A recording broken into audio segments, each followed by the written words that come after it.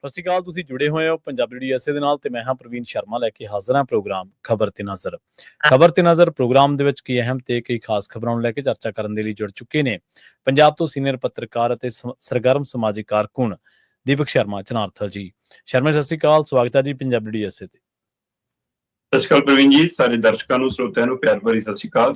ਸਤਿ ਸ਼੍ਰੀ ਅਕਾਲ ਜੀ।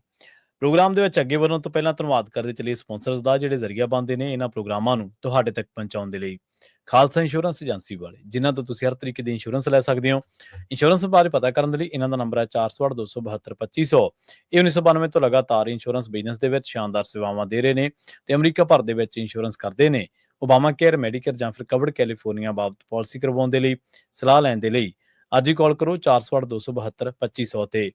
ਟਰਕੀਨ ਇਮੀਗ੍ਰੇਸ਼ਨ ਲਾ ਫਰਮ ਵਾਲੇ ਜੇ ਟਰਕੀਆਣਾ ਅਟਾਰਨੀ ਟਰਕੀਆਣਾ ਦੇ ਨਾਲ ਤੁਸੀਂ US ਇਮੀਗ੍ਰੇਸ਼ਨ ਬਾਬਤ ਕੋਈ ਵੀ ਸਲਾਹ ਕਰਨੀ ਹੈ, ਕੋਈ ਵੀ ਸਵਾਲ ਪੁੱਛਣਾ ਤੇ ਇਹਨਾਂ ਦਾ ਨੰਬਰ ਹੈ 4159090503। ਗੁਰਦੀਪ ਸਿੰਘ ਬਿਰਦੀ ਗਲੋਬਿਸ, ਮਨਦੀਪ ਸਿੰਘ, ਸੰਦੀਪ ਕੌਰ ਸੈਨ ਹੋਜ਼ੇ, ਅਮਰੀਕ ਸਿੰਘ ਅਟਵਾਲ, ਜਰਨੈਲ ਸਿੰਘ ਯੂਬਾ ਸਿਟੀ, ਗੁਰਨਾਮ ਸਿੰਘ ਐਂਟੀਲੋਪ ਤੇ ਜਰਨੈਲ ਸਿੰਘ ਸਿਆਟਲ ਤੋਂ। ਇਹਨਾਂ ਸਾਰੇ ਹੀ ਸਪਾਂਸਰਸ ਦਾ ਬਹੁਤ ਬਹੁਤ ਧੰਨਵਾਦ। ਤੇ ਜੇਕਰ ਤੁਸੀਂ ਵੀ ਪੰਜਾਬੀ USA ਦੇ ਇਹਨਾਂ ਪ੍ਰੋਗਰਾਮਾਂ ਨੂੰ ਸਪਾਂਸਰ ਕਰਨਾ ਚਾਹੁੰਦੇ ਹੋ ਤਾਂ ਸਟੂਡੀਓ ਦਾ ਨੰਬਰ ਹੈ 468-272-5500। ਅੱਜ ਦਾ ਇੱਕ ਖਬਰ ਤੇ ਨਜ਼ਰ ਪ੍ਰੋਗਰਾਮ ਸਾਲ 2025 ਦੀ 15 ਅਗਸਤ ਦਾ ਪ੍ਰੋਗਰਾਮ ਹੈ ਤੇ ਦਿਨ ਅੱਜ ਸ਼ੁੱਕਰਵਾਰ ਹੈ। ਖਬਰਾਂ ਦੀ ਸ਼ੁਰੂਆਤ ਕਰੀਏ ਸ਼ਰਮਾ ਜੀ 15 ਅਗਸਤ ਤੋਂ ਹੀ। ਪਿਛਲੇ ਕੁਝ ਸਾਲਾਂ ਤੋਂ, ਹਾਲਾਂਕਿ ਇਹਨਾਂ ਮਾਮਲਿਆਂ ਦੇ ਵਿੱਚ 15 ਅਗਸਤ ਨੂੰ ਲੈ ਕੇ ਪੰਜਾਬੀਆਂ ਦੇ ਦਿਲਾਂ ਦੇ ਵਿੱਚ ਤਾਂ ਚੀਜ਼ ਲਗਾਤਾਰ ਹੀ ਹੈ, ਪੁਰਾਣੀ ਹੈ, 47 ਤੋਂ ਹੀ ਹੈ, ਪਰ ਪਿਛਲੇ ਕੁਝ ਸਾਲਾਂ ਤੋਂ ਇਹਦੇ ਉੱਤੇ ਚਰਚਾ ਜ਼ਰੂਰ ਹੋਣ ਲੱਗੀ ਹੈ ਕਿ ਜਿਹੜੇ ਇਹ ਆਜ਼ਾਦੀ ਦੇ ਜਸ਼ਨ ਨੇ, ਜਿਹੜੀਆਂ ਲੋਕ ਵਧਾਈਆਂ ਦੇ ਰਹੇ ਨੇ, ਇਹ ਤਾਂ ਚਲੋ ਠੀਕ ਹੈ ਜਿਨ੍ਹਾਂ ਨੂੰ ਇਹ ਲੱਗਦਾ ਕਿ ਆਜ਼ਾਦੀ ਹੈ, ਪਰ ਕਦੇ ਬੇਗੁਨਾਹ ਜਿਹੜੇ 10 ਲੱਖ ਲੋਕ ਮਾਰੇ ਗਏ ਹੈ ਉਹਨਾਂ ਨੂੰ ਵੀ ਕਦੇ ਕਰੋ ਯਾਦ, ਕਦੇ ਉਜੜਿਆਂ ਨੂੰ ਵੀ ਕਰੋ ਯਾਦ। ਉਹਨਾਂ ਦੇ ਲਈ ਵੀ ਹਾਂ ਦਾ ਨਾਰਾ, ਕਦੇ ਉਹਨਾਂ ਲਈ ਵੀ ਜਿਨ੍ਹਾਂ ਦੇ ਪਰਿਵਾਰ ਵਿੱਚ ਕਿ ਅੱਜ ਤੱਕ ਨਹੀਂ ਮਿਲੇ। 80 ਸਾਲਾਂ ਨੂੰ ਇਹ ਆਜ਼ਾਦੀ ਜਿਹੜੀ ਹੈ ਟੁੱਕਣ ਲੱਗੀ ਹੈ ਜੀ। ਪ੍ਰਵੀਨ ਜੀ ਬਿਲਕੁਲ 79ਵਾਂ ਆਜ਼ਾਦੀ ਦਿਹਾੜਾ ਸੀਗਾ ਤੇ ਦੇਸ਼ 'ਚ ਜਸ਼ਨ ਦਾ ਮਾਹੌਲ ਜੀ। ਲਾਲ ਕਿਲੇ ਤੋਂ ਲੈ ਕੇ ਪੰਜਾਬ ਦੇ ਵੱਖ-ਵੱਖ ਜ਼ਿਲ੍ਹਿਆਂ ਦੇ ਵਿੱਚ ਮੁੱਖ ਮੰਤਰੀ ਭਗਵੰਤ ਮਾਨ ਵੀ ਗਏ ਸੀਗੇ ਫਰੀਦਕੋਟ ਝੰਡਾ ਲਹਿਰਾਉਣ। ਸੋ ਸਕੂਲਾਂ ਪੱਧਰ ਤੇ, ਕਾਲਜਾਂ ਪੱਧਰ ਤੇ ਪ੍ਰੋਗਰਾਮ, ਸੰਸਥਾਵਾਂ ਪੱਧਰ ਤੇ ਪ੍ਰੋਗਰਾਮ, ਸਭ ਕੁਝ ਠੀਕ ਹੈ। ਦੇਸ਼ ਨੂੰ ਆਜ਼ਾਦੀ ਦਿਵਾਉਣ ਦੇ ਵਿੱਚ ਆਪਦਾ, ਪੰਜਾਬੀਆਂ ਦਾ, ਸਿੱਖਾਂ ਦਾ ਵੱਡਾ ਰੋਲ ਹੈ। ਸਭ ਤੋਂ ਵੱਧ ਕੁਰਬਾਨੀਆਂ ਜੇਕਰ ਦੇਸ਼ ਦੇ ਵਿੱਚ ਕਿਤੇ ਹੋਈਆਂ ਨੇ ਤਾਂ ਪੰਜਾਬ ਤੇ ਬੰਗਾਲ 'ਚ ਹੋਈਆਂ। ਤੇ ਜੇ ਆਪਾਂ ਦੇਖੀਏ ਤਾਂ ਦੇਸ਼ ਭਰ ਦੇ ਹਵਾਲੇ ਨਾਲ 80% ਤੋਂ ਵੱਧ ਕੁਰਬਾਨੀਆਂ ਇਕੱਲੇ ਪੰਜਾਬੀਆਂ ਦੇ ਹਿੱਸੇ ਆਈਆਂ ਤੇ ਉਹਨਾਂ 80% ਦੇ ਵਿੱਚੋਂ 99% ਦੀ ਕੁਰਬਾਨੀਆਂ ਸਿੱਖਾਂ ਦੇ ਹਿੱਸੇ ਆਈਆਂ ਜੀ, ਹੈ ਨਾ। ਫਿਰ ਮਤਲਬ ਕਿ ਇਸ ਆਜ਼ਾਦੀ ਨੂੰ ਕਿਉਂ ਨਾ ਇਸ ਉਂਗਲ ਤੋਂ ਮਾਨੀਏ ਕਿ ਅਸੀਂ ਦਵਾਈ, ਸਾਡੇ ਪੰਜਾਬੀਆਂ ਨੇ ਦਵਾਈ, ਸਾਡੇ ਬਜ਼ੁਰਗਾਂ ਨੇ ਦਵਾਈ, ਠੀਕ ਹੈ ਇੱਥੋਂ ਤੱਕ, ਪਰ ਉਹਦਾ ਮੁੱਲ ਵੀ ਅਸੀਂ ਤਾਰੀਏ। ਆਜ਼ਾਦੀ ਦਵਾਤੀ ਮੁਲਕ ਨੂੰ, ਇਹਦੇ ਵਿੱਚ ਫਿਰ ਗੁਨਾਹ ਵੀ ਪੰਜਾਬੀਆਂ ਦਾ ਜਾਂ ਬੰਗਾਲੀਆਂ ਦਾ ਹੋ ਗਿਆ। ਟੋਟੇ ਵੀ ਉਹਨਾਂ ਦੇ ਹੋਏ ਜੀ, ਸਹੀ ਹੈ, ਟੋਟੇ ਵੀ ਉਹਨਾਂ ਦੇ ਹੋਏ ਤੇ ਵੱਢ ਟੁੱਕ ਵੀ ਉਹਨਾਂ ਦੀ। ਸੋਚ ਕੇ ਦੇਖੋ ਕਿ ਇੰਜ ਕਿਵੇਂ ਹੋ ਸਕਦਾ ਕਿ ਜਿਹੜੇ ਆਜ਼ਾਦੀ ਦੀ ਲੜਾਈ ਇਕੱਠੇ ਲੜ ਰਹੇ ਸੀ ਉਹ ਅਚਾਨਕ ਫਿਰਕੂਵਾਦ ਤੇ ਕਿਵੇਂ ਆ ਗਏ। ਸਹੀ ਗੱਲ ਹੈ। ਉਹ ਅਚਾਨਕ ਧਾਰਮਿਕ ਲੀਕ ਤੇ ਕਿਵੇਂ ਆ ਗਏ, ਜਾਤ ਪਾਤ ਧਰਮ ਤੇ ਕਿਵੇਂ ਆ ਗਏ, ਕਿਵੇਂ ਤੈਅ ਕਰਕੇ ਇੱਕ ਦੂਸਰੇ ਨੂੰ ਮਾਰ ਕੁਟਾਈ ਤੇ ਆ ਗਏ। ਮਤਲਬ ਉਧਰੋਂ ਇੱਧਰ ਨੂੰ ਭਰੀਆਂ ਆਉਂਦੀਆਂ ਸੀਗੀਆਂ ਰੇਲਾਂ ਤੇ ਇੱਧਰੋਂ ਉੱਧਰ ਨੂੰ ਭਰੀਆਂ ਰਹੀਆਂ ਸੀ। ਸੋ ਕਿਹਨੇ ਲਹੂ ਨਾਲ ਹੱਥ ਰੰਗੇ, ਕਾਂਗਰਸ, ਮੁਸਲਿਮ ਲੀਗ ਜਾਂ RS ਵੀ ਉਹਦੇ ਵਿੱਚ ਸ਼ਾਮਲ ਜੀ। ਕਿਉਂਕਿ ਜੇਕਰ ਤਾਂ ਇਹ ਪਹਿਲੂ ਵਕਚਣਾ ਹੋਵੇ ਤਾਂ ਇਹ ਉਸ ਸਮੇਂ ਜਿਹੜੇ ਆਜ਼ਾਦੀ ਦੇ ਪਰਵਾਨੇ ਸੀ, ਜਿਹੜੇ ਸ਼ਹੀਦ ਹੋ ਗਏ, ਉਹ ਤਾਂ ਇਸ ਦੁਨੀਆ ਤੋਂ ਚਲੇ ਗਏ, ਪਰ ਜਿਹੜੇ ਪਿੱਛੇ ਮੋਰਚੇ ਸਾਂਭ ਰਹੇ ਸੀ ਉਹ ਤਾਂ ਕਹਿੰਦੇ ਸੀ 6 ਮਹੀਨੇ ਸਾਲ ਹੋਰ ਟਾਲ ਲਓ ਚਾਹੇ, ਪਰ ਇਹਨੂੰ ਦਰੁਸਤ ਕਰੋ ਕਿ ਜੇ ਵੰਡ ਰੁਕ ਸਕਦੀ ਹੈ ਤਾਂ ਵੀ ਦੇਖੋ, ਜੇ ਵੰਡ ਹੋਣੀ ਹੈ ਤਾਂ ਉਹ ਬੜੇ ਤਰੀਕਾਕਾਰ ਨਾਲ ਹੋਵੇ, ਨੁਕਸਾਨ ਹੋਵੇ। ਇਹਦਾ ਮਤਲਬ ਅੰਦਾਜ਼ਾ ਸੀ ਕੀ ਹੋਊਗਾ, ਪਰ ਫਿਰ ਵੀ ਇਹ ਹੋਣ ਦਿੱਤਾ ਗਿਆ। ਤੁਸੀਂ ਫੌਜ ਵੀ ਵੰਡ ਲਈ ਤੇ ਫਿਰ ਉਹਨਾਂ ਦੀ ਫੌਜ ਉਹਨਾਂ ਦੀ ਗੱਲ ਕਰੂਗੀ, ਸਾਡੇ ਵਾਲੀ ਨੇ ਸਾਡੀ ਗੱਲ ਕੀਤੀ ਹੋਣੀ, ਅੱਖਾਂ ਦੀ ਮਿੱਟੀਆਂ ਹੋਣੀਆਂ ਕਿੰਨੇ ਚੀਜ਼ਾਂ ਤੋਂ ਕਿ ਹੁੰਦਾ ਹੋਣ ਦਿਓ। ਤੋ ਇਹ ਸਾਰੇ ਦੇ ਵਿੱਚ ਕਿੰਨਿਆਂ ਦੀਆਂ ਚੁੰਨੀਆਂ ਰੁਲੀਆਂ, ਕਿੰਨਿਆਂ ਦੀਆਂ ਪੱਗਾਂ ਰੁਲੀਆਂ, ਕਿੰਨਿਆਂ ਦੀ ਪੱਤ ਰੁਲੀ, ਕਿੰਨਿਆਂ ਨੇ ਆਪਣੇ ਜੀਅ ਗਵਾਏ। ਮਤਲਬ ਜਦੋਂ ਸਾਡੇ ਕੋਲ ਪਰਮਾਣੂ ਬੰਬ ਨਹੀਂ, ਗੋਲੀ ਸਿੱਕਾ ਨਹੀਂ, ਬਰੂਦ ਨਹੀਂ, ਹਥਿਆਰ ਨਹੀਂ, ਰਿਵਾਲਵਰ ਨਹੀਂ, ਰਫਲਾਂ ਨਹੀਂ, ਅਸੀਂ ਸਿਰਫ ਤਲਵਾਰਾਂ, ਟਕੂਏ, ਗੰਡਾਸੇ, ਡੰਡੇ, ਉਹਨਾਂ ਨਾਲ ਅਸੀਂ ਆਪਣੇ 10 ਲੱਖ ਬੰਦੇ ਮਾਰ ਲਏ। ਸਹੀ ਹੈ। ਉਹਨਾਂ 10 ਲੱਖ ਚੋਂ 8 ਲੱਖ ਸਾਡਾ ਪੰਜਾਬੀ ਸੀ, ਉਹ ਚਾਹੇ ਇੱਧਰਲਾ ਮਰਿਆ ਚਾਹੇ ਉੱਧਰਲਾ ਮਰਿਆ। ਜੀ ਸਹੀ ਹੈ। ਉਸੇ ਮੈਨੂੰ ਲੱਗਦਾ ਉਸੇ ਪੀੜ ਚੋਂ ਇਹ ਭਾਵਨਾਤਮਕ ਜੰਮਦੀ ਹੈ ਕਿ ਜਦੋਂ ਇੱਕ ਦੂਸਰੇ ਕੋਲ ਜਾਂਦੇ ਨੇ ਚੜ੍ਹਦੇ ਤੇ ਲਹਿੰਦੇ ਵਾਲੇ, ਭੁੱਬਾਂ ਮਾਰ ਕੇ ਗਲ ਪੈ ਕੇ ਰੋਂਦੇ ਨੇ। ਉਹ ਮੈਨੂੰ ਲੱਗਦਾ ਅੰਦਰ ਉਹ ਦਰਦ ਅਸਲੀ ਉਹ ਹੁੰਦਾ ਜਦੋਂ ਕਿਸੇ ਦੀ ਮਰਗਤ ਤੇ ਜਾਓ ਨਾ, ਤਾਂ ਬੁੜੀਆਂ ਜਿਹੀਆਂ ਰੋਂਦੀਆਂ ਹੁੰਦੀਆਂ। ਫਿਰ ਕਈ ਵਾਰ ਜਦੋਂ ਸਵਾਲ ਆਉਂਦਾ ਕਿ ਭਾਈ ਇੰਨਾ, ਉਹ ਕਹਿੰਦੇ ਭਾਈ ਅਸੀਂ ਤਾਂ ਆਪਣਿਆਂ ਨੂੰ ਯਾਦ ਕਰਕੇ ਰੋਂਦੇ ਹਾਂ। ਸਹੀ ਹੈ। ਤੋ ਇਸ ਲਈ ਜਦੋਂ ਮਿਲਦੇ ਨੇ ਤਾਂ ਉਹ ਖੁਸ਼ੀ ਦੇ ਨਾਲ ਨਾਲ ਉਹ ਪੀੜ ਵੀ ਕਿਤੇ ਨਾ ਕਿਤੇ ਅੰਦਰ ਪਈ ਹੁੰਦੀ ਹੈ ਕਿ ਆਪਾਂ ਕੀ ਕਰ ਲਿਆ ਸੀ ਉਹਨਾਂ ਦਿਨਾਂ 'ਚ, ਆਪਣੇ ਬੰਦੇ ਆਪਣੇ ਹੱਥੀਂ ਮਾਰੇ। ਹੁਣ ਇਹ ਤੋਂ ਅਗਾਂਹ ਜੇ ਜਲਿਆਂ ਵਾਲੇ ਬਾਗ ਕਾਂਡ ਦੇ ਲਈ ਉਸ ਸਮੇਂ ਹਾਕਮ ਤੇ ਮਾਫੀ ਮੰਗ ਸਕਦੀ ਆ, ਜੇ ਕਾਮਾਗਾਟਾ ਮਾਰੂ ਦੇ ਲਈ ਕੈਨੇਡਾ ਮਾਫੀ ਮੰਗ ਸਕਦਾ, ਉਹ ਗੁਰੂ ਨਾਨਕ ਦੇਵ ਜਹਾਜ਼ ਦੇ ਲਈ ਉਹ ਮਾਫੀ ਮੰਗ ਸਕਦਾ ਹੈ। ਬਿਲਕੁਲ ਹੈ ਨਾ। ਜੇ ਉਹ ਦੀਵਾਰ ਡਿੱਗ ਸਕਦੀ ਹੈ, ਤੇ ਫਿਰ ਇੱਥੇ 10 ਲੱਖ ਜਿਹੜੇ ਅਸੀਂ ਆਪਣੇ ਹੱਥੀ ਆਪਣੇ ਬੇਗੁਨਾਹ ਮਾਰੇ, ਉਹਨਾਂ ਦੇ ਲਈ ਸਾਡਾ ਸਿਸਟਮ ਕਦੇ ਮਾਫੀ ਨਹੀਂ ਮੰਗ ਸਕਦਾ। ਮਾਫੀ ਦੂਰ ਦੀ ਗੱਲ, ਕਦੇ ਉਹਨਾਂ ਨੂੰ ਸ਼ਰਧਾਂਜਲੀ ਵੀ ਨਹੀਂ ਦੇ ਸਕਦਾ। ਸ਼ਰਧਾਂਜਲੀ ਦੂਰ ਦੀ ਗੱਲ, ਕਦੇ ਯਾਦ ਵੀ ਨਹੀਂ ਕਰ ਸਕਦਾ। ਮਤਲਬ ਇਸ ਦਿਨ ਬੇਗੁਨਾਹ ਬਿਨਾਂ ਮਤਲਬ ਤੋਂ ਨਿਹੱਥੇ ਲੋਕ, ਆਮ ਲੋਕ ਮਾਰੇ ਗਏ। ਉਹਨਾਂ ਦਾ ਕਸੂਰ ਕੀ ਸੀ, ਇਹ ਤਾਂ ਦੱਸ ਦਿਓ ਜੀ ਕੋਈ। ਭਾਰਤ ਦੀ ਸੰਸਦ ਤੋਂ ਲੈ ਕੇ ਪੰਜਾਬ ਦੀ ਵਿਧਾਨ ਸਭਾ ਤੱਕ ਕਦੇ ਸਿਸਟਮ ਨੇ ਉਹਨਾਂ ਨੂੰ ਇਹਨਾਂ 79 ਸਾਲਾਂ 'ਚ ਯਾਦ ਕੀਤਾ? ਕਦੇ ਉਹਨਾਂ ਦੇ ਪਰਿਵਾਰਾਂ ਨੂੰ ਮਤਲਬ ਕਿ ਮਾਫੀਆਂ ਮੰਗੀਆਂ? ਕਦੇ ਸ਼ਰਧਾਂਜਲੀ ਸਮਾਗਮ ਰੱਖਿਆ? ਕਦੇ ਆਜ਼ਾਦੀ ਦਿਹਾੜਿਆਂ ਦੇ ਜਸ਼ਨਾਂ ਦੇ ਸਪੀਚ ਦੇ ਵਿੱਚ, ਕਦੇ ਭਾਸ਼ਣ 'ਚ ਉਹਨਾਂ ਦਾ ਜ਼ਿਕਰ ਆਇਆ? ਕਿਉਂ ਨਹੀਂ ਜੀ? ਜੇ ਇੰਨੇ ਹੀ ਬਸ਼ਰਮ ਹੋ ਗਏ ਹੋ ਤਾਂ ਆਪਣੇ ਆਪਣਿਆਂ ਦੀ ਉਹ ਮੰਗ ਲਓ, ਆਪਣੇ ਆਪਣਿਆਂ ਨੂੰ ਸ਼ਰਧਾਂਜਲੀ ਦੇ ਦਿਓ। ਉੱਧਰ ਉਹ ਆਪਣੇ ਦੇ ਨਾਲ ਇੱਧਰ ਦੇ ਤਾਂ ਲਓ। ਸਹੀ ਹੈ। ਇਹ ਤੱਕ ਵੀ ਨਹੀਂ, ਮਤਲਬ ਉਹਨਾਂ ਨੂੰ ਮੰਨਣੋਂ ਹੀ ਹਟ ਗਏ ਸੀ ਉਹ ਹੈ ਸੀ ਜਾਂ ਨਹੀਂ ਸੀ। ਸੋ ਬਿਲਕੁਲ ਜੀ, ਇਹ ਜਿੱਥੇ ਤੱਕ ਆਜ਼ਾਦੀ ਦੇ ਜਸ਼ਨ ਨੇ ਠੀਕ ਹੈ, ਪਰ ਜੇ ਅਸੀਂ ਉਸ, ਕਿਉਂਕਿ ਪੰਜਾਬ 'ਚ ਤਾਂ ਅਜੇ ਵੀ ਕਿਸੇ ਨੂੰ ਪੁੱਛੋ ਨਾ, ਪੁਰਾਣੇ ਬਜ਼ੁਰਗਾਂ ਨੂੰ ਕਦੋਂ ਜੰਮਿਆ ਸੀ, ਹੱਲਿਆਂ ਦੇ ਟਾਈਮ ਜੰਮਿਆ ਸੀ, ਵੱਢ ਟੁੱਕ ਦੇ ਟਾਈਮ ਜੰਮਿਆ ਸੀ, ਉਹ ਕਦੇ ਨਹੀਂ ਕਹਿੰਦਾ ਕਿ 15 ਅਗਸਤ 1947 ਦਿਨ ਆਜ਼ਾਦ ਹੋਇਆ ਸੀ ਉਦੋਂ ਜੰਮਿਆ ਸੀ। ਸਾਡੇ ਤਾਂ ਇੱਥੇ ਵੱਢ ਟੁੱਕ, ਹੱਲੇ, ਹੈ ਨਾ, ਇਹਨਾਂ ਦਿਨਾਂ ਨਾਲ ਵੀ ਬਿਲਕੁਲ। ਸੋ ਇਹ ਪੀੜ ਰਹੂਗੀ ਜੀ, ਰਹਿੰਦੀ ਦੁਨੀਆ ਤੱਕ ਰਹੂਗੀ, ਪੀੜੀ ਦਰ ਪੀੜੀ ਅੱਗੇ ਸਫ਼ਰ ਕਰੂਗੀ ਜੀ। ਪਰ ਸਿਸਟਮ ਤੇ ਸਿਆਸਤ ਕਿੰਨੀ ਬੇਸ਼ਰਮ ਹੁੰਦੀ ਹੈ, ਉਹਦਾ ਵੀ ਅੰਦਾਜ਼ਾ ਨਾਲ ਨਾਲ ਕਰਨਾ।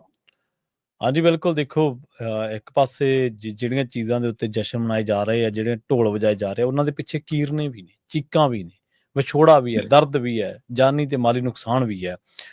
ਅਗਲੀ ਗੱਲ ਕਰੀਏ ਆਪਾਂ ਮੋਦੀ ਸਾਹਿਬ ਤੋਂ। ਪਿਛਲੇ ਦਿਨਾਂ ਦੇ ਵਿੱਚ ਆਪਾਂ ਚਰਚਾ ਕੀਤੀ ਸੀ ਖਬਰ ਦੇ ਵਿੱਚ ਕਿ RSS ਜਿਹੜੀ ਉਹ ਮੋਦੀ ਸਾਹਿਬ ਦੇ ਨਾਲ ਖਾਸੀ ਨਾਰਾਜ਼ ਚੱਲ ਰਹੀ ਹੈ।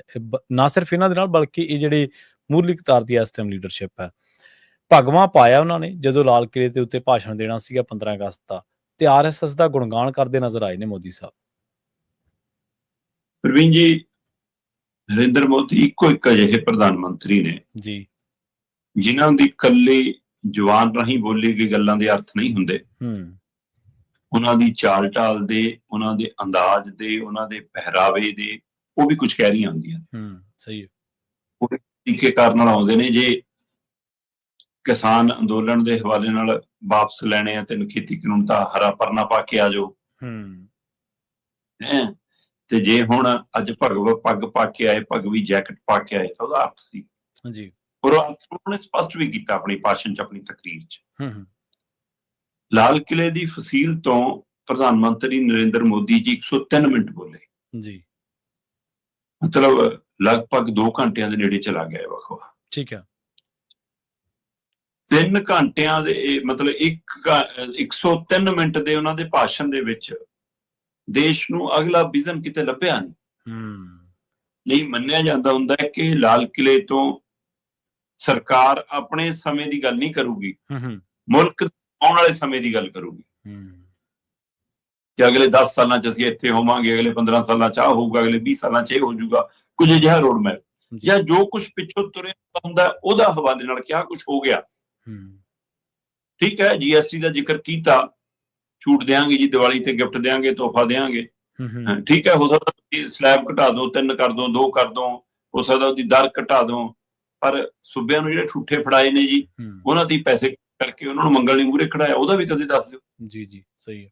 ਫਿਰ ਜੀ ਰੁਜ਼ਗਾਰ ਦੇਵਾਂਗੇ ਜੀ, ਇੰਨੇ ਰੁਜ਼ਗਾਰ ਪੈਦਾ ਹੋ ਜਾਣਗੇ। ਰੁਜ਼ਗਾਰ ਤਾਂ ਪਹਿਲਾਂ ਵੀ ਤੁਸੀਂ ਜਦੋਂ 15-15 ਲੱਖ ਖਾਤਿਆਂ 'ਚ ਪੜ੍ਹਨੇ ਸੀ ਜਦ ਵੀ ਗੱਲ ਕਰਦੇ ਸੀ ਕਰੋੜਾਂ ਦੇ ਰੁਜ਼ਗਾਰਾਂ ਦੀ।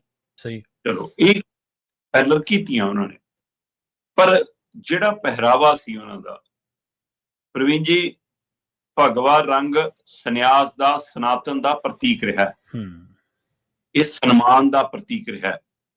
ਪਰ ਨਰਿੰਦਰ ਮੋਦੀ ਜੀ ਉਹਨਾਂ ਨੇ ਇਸ ਰੰਗਾਂ ਨੂੰ ਵੀ, ਜਾਂ ਬੀਜੇਪੀ RSS ਨੇ ਇਹਨਾਂ ਰੰਗਾਂ ਨੂੰ ਵੀ ਫਿਰਕੂਵਾਦ ਦਾ ਨਾਂ ਦੇ ਉੱਤੇ ਚਰਚਾ ਹੋਣ ਲਈ ਮਜਬੂਰ ਕਰਤਾ। ਖਾਸ ਸੋਚ, ਖਾਸ ਏਜੰਡੇ ਦੇ ਰੰਗ ਬਣਾਤਾ। ਇਸ ਨੂੰ ਫਿਰਕੂ ਰੰਗ ਕਿਉਂ ਮੰਨਿਆ ਜਾਣ ਲੱਗ ਪਿਆ? ਜੇ ਆਪਾਂ ਉਹਨਾਂ 10 ਲੱਖ ਲੋਕਾਂ ਦੀ ਗੱਲ ਕਰਦੇ ਹਾਂ ਜੀ, ਤੇ ਅੱਜ ਇੱਕ ਵਾਰ ਫੇਰ ਅਜਿਹਾ ਮਾਹੌਲ ਹੈ ਕਿ ਦੇਸ਼ ਦੀ ਘੱਟ ਗਿਣਤੀ, ਪਰ ਘੱਟ ਗਿਣਤੀਆਂ 'ਚ ਬਹੁ ਗਿਣਤੀ ਮੁਸਲਮਾਨ ਧਿਰ, ਮੈਂ ਕਹਿੰਦਾ ਲੱਖ ਖਾਮੀਆਂ ਉਹਨਾਂ 'ਚ ਹੋਣਗੀਆਂ, ਲੱਖ ਖਾਮੀਆਂ। ਕਿਹੜੇ ਧਰਮ 'ਚ ਚੰਗੇ ਲੋਕ ਨਹੀਂ, ਕਿਹੜੇ ਧਰਮ 'ਚ ਮਾੜੇ ਲੋਕ ਨਹੀਂ, ਸਹੀ ਹੈ।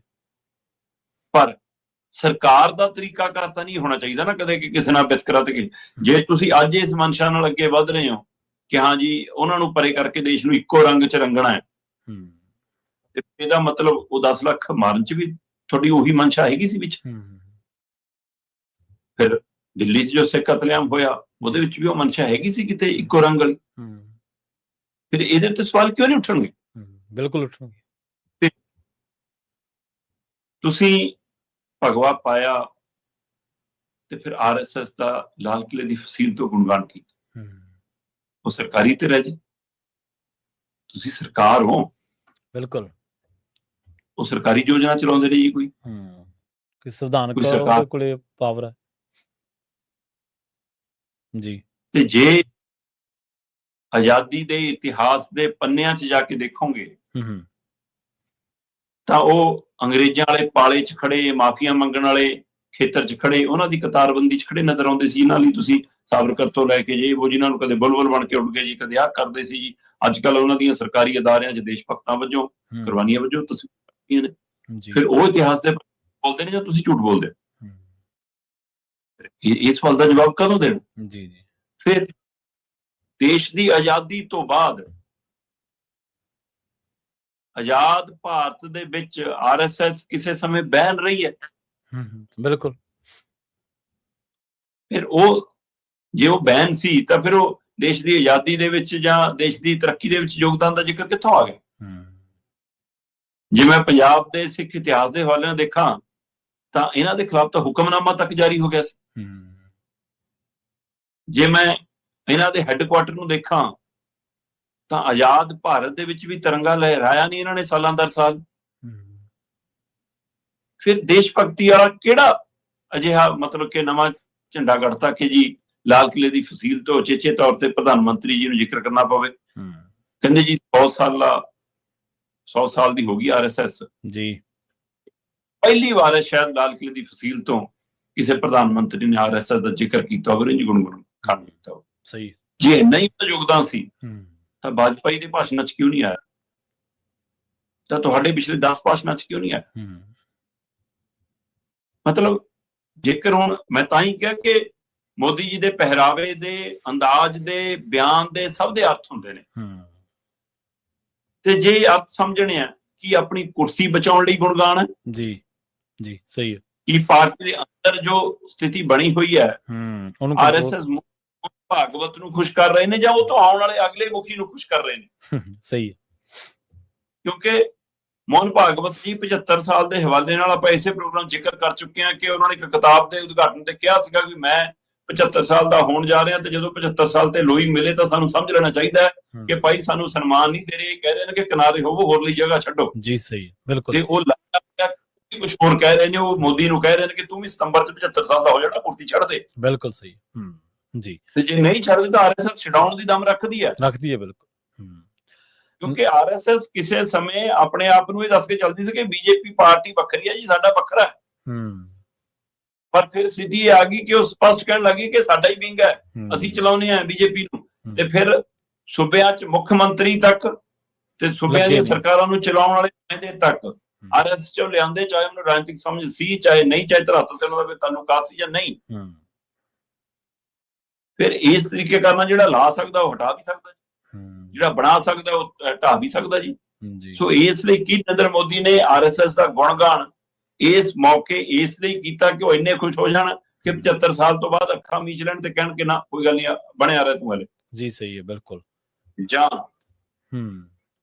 ਬਿਹਾਰ 'ਚ ਚੋਣਾਂ ਆ ਰਹੀਆਂ ਤੇ BJP ਜਾਣਦੀ ਹੈ ਕਿ ਅਸੀਂ ਮੁੱਦਿਆਂ ਦੇ ਆਧਾਰ ਤੇ ਜੇ ਲੜੇ ਤਾਂ ਕਿਤੇ ਖੋ ਜਾਾਂਗੇ, ਤਾਂ ਕਿਉਂ ਨਾ ਫਿਰ ਫਿਰਕੂ ਰੰਗ ਦੀ ਪਾਤ ਚਾੜੀਏ। ਬਿਲਕੁਲ ਸਹੀ। ਅੱਜ ਲਾਲ ਕਿਲੇ ਤੋਂ ਇਹ ਬੋਲਿਆ ਗਿਆ ਕਿਉਂਕਿ ਉਹਨਾਂ ਨੂੰ ਪਤਾ ਸੀ ਕਿ ਮੈਂ ਬੋਲੂੰਗਾ ਤਾਂ ਵਿਰੋਧੀ ਮੇਰੇ ਤੇ ਹਮਲਾਵਰ ਹੋਣਗੇ, ਉਹ ਸਵਾਲ ਕਰਨਗੇ ਜੀ ਕਿ ਇਹ ਕੀ ਮਤਲਬ ਹੈ ਜੀ, ਕਿਉਂ ਜ਼ਿਕਰ ਕੀਤਾ ਜੀ ਉਹਦਾ, ਉਹਨਾਂ ਸਾਡੇ ਨਾਲ ਪ੍ਰਚਾਰ ਆਪਣੇ ਆਪ ਹੋ ਜਾਊਗਾ। ਫਿਰ ਉਸ ਡਰ ਖੌਫ ਚੋਂ ਸਾਰੀਆਂ ਤਰ੍ਹਾਂ ਉੱਥੇ ਬਿਹਾਰ 'ਚ ਸਾਡੇ ਬਾਟੇ 'ਚ ਆ ਪੈਣਗੀਆਂ ਤੇ ਸਾਡਾ ਵੋਟਾਂ ਨਾਲ ਝੋਲੀਆਂ ਭਰ ਜਾਣਗੀਆਂ। ਕੀ ਉਹ ਬਿਹਾਰ ਲਈ ਬੋਲਿਆ? ਸਹੀ ਹੈ ਜੀ। ਜਾਂ ਫਿਰ ਤੁਸੀਂ ਪਹਿਲਾਂ 11 ਸਾਲ ਜਾਂ ਵਾਜਪਾਈ ਵਾਲੇ ਵੀ 5-6 ਸਾਲ ਲਾ ਲਈਏ, 16-17 ਸਾਲ ਤੁਸੀਂ ਇਸ ਲਈ ਜ਼ਿਕਰ ਨਹੀਂ ਕੀਤਾ ਕਿ ਤੁਸੀਂ ਧਰਾਤਲ ਤੇ ਗਰਾਊਂਡ ਤਿਆਰ ਕਰ ਰਹੇ ਸੀ, ਹੁਣ ਤੁਸੀਂ ਕਿਤਾਬਾਂ ਬਦਲਤੀਆਂ, ਇਤਿਹਾਸ ਬਦਲਤਾ, ਸਿੱਖਿਆ ਸਿਸਟਮ ਬਦਲਤਾ, ਹੈ ਨਾ, ਸੂਬਿਆਂ 'ਚ ਰੰਗ ਢੰਗ ਬਦਲਤਾ, ਜਿੱਥੇ ਜਿੱਥੇ ਤੁਹਾਡੀ ਸਰਕਾਰ ਆਈ ਹੈ ਉੱਥੇ ਉਹੋ ਜਿਹਾ ਮਾਹੌਲ ਸਿਰਜਤਾ ਤੇ ਤੁਹਾਨੂੰ ਲੱਗਿਆ ਕਿ ਹੁਣ ਲਾਲ ਕਿਲੇ ਦੀ ਫਸੀਲ ਤੋਂ ਬੋਲਣ ਦਾ ਮੌਕਾ ਆ ਗਿਆ, ਕਿ ਤਿਰੰਗੇ ਦੇ ਬਰਾਬਰ RSS ਦਾ ਝੰਡਾ ਕੱਢਣ ਦਾ ਮੌਕਾ ਆ ਗਿਆ। ਕੀ ਤੁਹਾਡਾ ਰਾਸ਼ਟਰਵਾਦ ਇਹੀ ਹੈ? ਬਿਲਕੁਲ। ਨਾਲੇ ਜਿਹੜੀ RSS ਦੇ ਜੀ ਨਾਲੇ ਜਿਹੜੀ RSS ਦੇ ਸੋਲੇ ਗਾ ਰਹੇ ਨੇ ਆਜ਼ਾਦੀ ਦਿਹਾੜੇ ਤੇ ਉਸ RSS ਨੇ ਤਾਂ ਤਿਰੰਗਾ ਝੰਡਾ ਨਹੀਂ ਲਹਿਰਾਇਆ ਆਪਦੇ ਹੈੱਡਕੁਆਟਰ ਤੇ। ਆਜ਼ਾਦੀ ਦਾ ਹੀ ਪ੍ਰਤੀਕ ਹੈ ਨਾ ਤਿਰੰਗਾ ਝੰਡਾ, ਉਸ ਤੋਂ ਬਾਅਦ ਹੀ ਨੇਸ਼ਨ ਦਾ ਪ੍ਰਤੀਕ ਬਣਿਆ ਨਾ, ਉਹਨੇ ਉਹ ਝੰਡਾ ਨਹੀਂ ਲਾਇਆ ਜਿਹੜੀ RSS ਦੇ ਗੁਣਗਾਨ ਕਰ ਰਹੇ ਨੇ। ਤੇ ਆਜ਼ਾਦੀ ਦਿਹਾੜੇ ਤੇ ਪੰਜਾਬ ਨੂੰ ਇੱਕ ਤੋਹਫਾ ਕਹੀਏ ਜਾਂ ਪੰਜਾਬ ਨੂੰ ਇੱਕ ਝਟਕਾ ਕਹੀਏ, ਕੀ ਕਹੀਏ ਸ਼ਰਮਾ ਜੀ? ਕਹਿੰਦੇ ਪ੍ਰਧਾਨ ਮੰਤਰੀ ਸੜਕ ਯੋਜਨਾ ਹੀ ਰੱਦ ਕਰ ਦਿੱਤੀ ਹੈ ਜੀ। ਹਾਂ ਬਿਲਕੁਲ ਪ੍ਰਵੀਨ ਜੀ, ਇਹ ਆਜ਼ਾਦੀ ਦਿਹਾੜੇ ਦਾ ਤੋਹਫਾ ਹੀ ਸਮਝ ਲਓ ਕਿ ਆਜ਼ਾਦੀ ਦਿਹਾੜਾ ਆਉਣ ਤੋਂ ਪਹਿਲਾਂ ਹੀ ਜੀ ਇੱਕ ਫਰਮਾਨ ਆ ਗਿਆ ਕਿ ਜੀ ਤੁਹਾਡੀ ਪ੍ਰਧਾਨ ਮੰਤਰੀ ਸੜਕ ਯੋਜਨਾ ਪ੍ਰੋਜੈਕਟ ਅਸੀਂ ਰੱਦ ਕਰ। ਠੀਕ ਹੈ।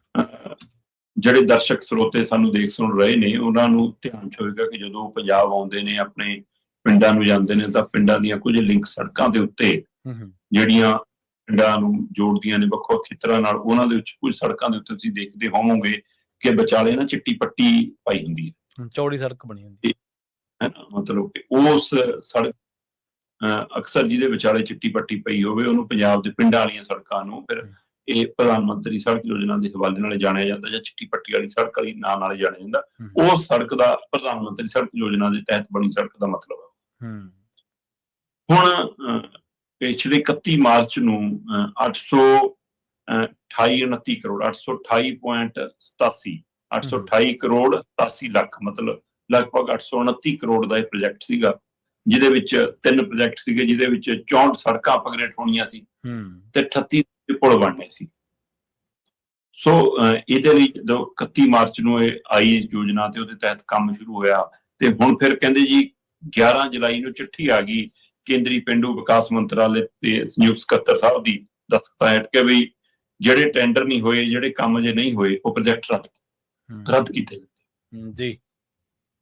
ਹੁਣ ਸਥਿਤੀ ਇਹ ਹੈ ਕਿ ਸੜਕਾਂ ਦਾ ਕੰਮ ਤਾਂ ਕਾਫੀ ਹੱਦ ਤੱਕ ਮੁਕੰਮਲ ਹੋਇਆ ਪ੍ਰਵੀਨ ਜੀ, ਪਰ ਪੁਲ ਕੋਈ ਨਹੀਂ ਬਣਿਆ। 38 ਦੇ 38 ਪੁਲ ਅੱਧ ਬਾਟੇ ਲਟਕ ਗਏ ਤੇ ਜਿਹੜਾ ਸੜਕਾਂ ਦਾ ਕੰਮ ਜਿੱਥੇ ਸੀ ਉੱਥੇ ਹੀ ਛੁੱਟ ਗਿਆ। ਸਹੀ ਹੈ।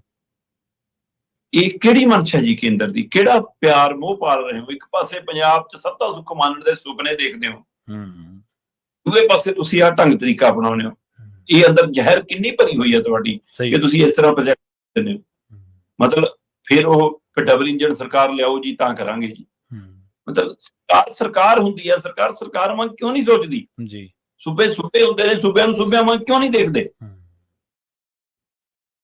ਦੂਸਰੇ ਪਾਸੇ ਫਿਰ ਜੇਕਰ ਅਜਿਹਾ ਕੋਈ ਧੱਕਾ ਕੇਂਦਰ ਕਰੇ ਤਾਂ ਉਹਦੇ ਖਿਲਾਫ ਢਾਲ ਬਣ ਕੇ ਖੜਨਾ ਕਿਹਨੇ ਹੈ? ਸਰਕਾਰ ਨੇ। 117 ਕਾਹਦੇ ਲਈ ਚੁਣਦੇ ਆ? 13 ਮੈਂਬਰ ਪਾਰਲੀਮੈਂਟ ਕਾਹਦੇ ਲਈ ਚੁਣਦੇ ਆ? 7 ਰਾਜ ਸਭਾ ਕਾਹਦੇ ਲਈ ਭੇਜਦੇ ਆ? ਸਹੀ ਹੈ। ਭਗਵੰਤ ਮਾਨ ਜੀ ਨੇ ਚੱਕ ਲਿਆ ਜਦੇ ਹਰਾ ਪੈਨ, ਜਦੋਂ ਲਿਖਤੀ ਇਹਨੂੰ ਚਿੱਠੀ, ਜਿਹੜੀਆਂ ਤੁਹਾਡੀਆਂ ਚਿੱਠੀਆਂ ਨੇ ਪੇਂਡੂ ਵਿਕਾਸ ਫੰਡ ਦਬਾਤਾ ਹੋ ਜਾਏ ਕਰ ਦੇਣਗੇ। ਸਹੀ ਹੈ, ਬਿਲਕੁਲ ਜੀ। ਮਤਲਬ ਤੁਸੀਂ ਰਾਜਨੀਤਿਕ ਲੜਾਈ ਕਿਉਂ ਨਹੀਂ ਲੜਦੇ? ਕਿਉਂ ਡਰ ਲੱਗਦਾ ਲੜਾਈ ਲੜਨ ਤੋਂ? ਦਓ ਸੱਦਾ ਸਾਰੇ ਦਲਾਂ ਨੂੰ, ਬਲਾਕ 117 ਦੇ 17, ਬਲਾਓ 13 ਦੇ 13, ਜਿਹੜਾ ਨਹੀਂ ਆਊਗਾ ਪੰਜਾਬ ਆਪੇ ਦੇਖ ਲੂਗਾ ਕਿਹੜਾ ਭੱਜਦਾ ਜੀ। ਜੀ ਤੁਸੀਂ ਹਾਕ ਤਾਂ ਮਾਰੋ ਕਿ ਚਲੋ ਦਿੱਲੀ ਚਲੀਏ। ਉੱਥੇ ਕਿਉਂ ਨਹੀਂ ਜਾ ਕੇ ਬੈਠ ਕੇ ਧਰਨਾ ਲੱਗਦਾ?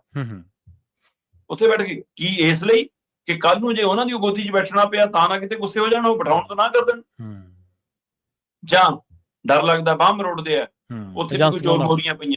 ਹਾਂਜੀ ਹਾਂਜੀ, ਤੋ ਇਹ ਬਹੁਤ ਸਵਾਲ ਖੜੇ ਆ ਜੀ ਕਿ ਸਾਡਾ ਪੇਂਡੂ ਵਿਕਾਸ ਫੰਡ ਵੀ ਰੋਕੀ ਬੈਠੇ ਆ, GST ਸਮੇਂ ਸਿਰ ਨਹੀਂ ਦਿੰਦੇ, ਸਿਹਤ ਸਿੱਖਿਆ ਵਾਲਾ ਪੈਸਾ ਸਮੇਂ ਸਿਰ ਨਹੀਂ ਦਿੰਦੇ, ਤੇ ਹੁਣ ਆ ਪ੍ਰਧਾਨ ਮੰਤਰੀ ਸੜਕ ਯੋਜਨਾ ਪ੍ਰੋਜੈਕਟ ਅੱਧ ਬਾਟੇ ਰੱਦ ਕਰਕੇ ਇਹ ਤੋਹਫਾ ਦਿੱਤਾ ਸਾਨੂੰ ਆਜ਼ਾਦੀ ਦਿਹਾੜੇ।